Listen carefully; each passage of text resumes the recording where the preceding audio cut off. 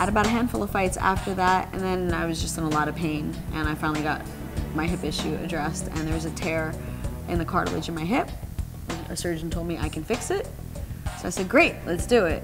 So about 2 years off of me not fighting, I was training, I was still working, but I wasn't competing, and then finally it just got to the point where I felt strong enough, my mobility was better, and I just said to Dan, I'm gonna start training again. The healing process was incredibly frustrating.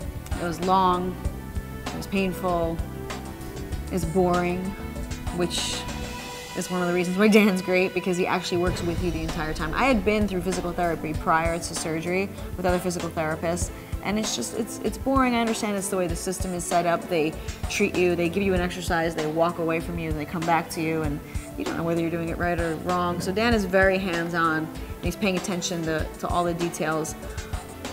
And you know, he's smart enough to recognize if something wasn't working, he tried something else. So he was constantly evolving his approach. I was constantly trying to give him as much information on my end. I realized most of my issues, even though they're nowhere near my hip, they're all coming from my hip.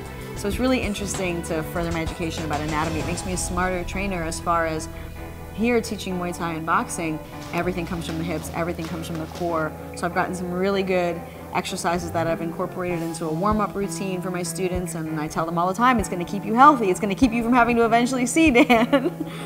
But had I met Dan prior to my surgery, I probably wouldn't have had the surgery. I probably would have continued to do strengthening and mobility work, and then waited to finally have my hip completely replaced, which is basically what we're putting off right now. But plugging ahead, I'm looking for my next fight.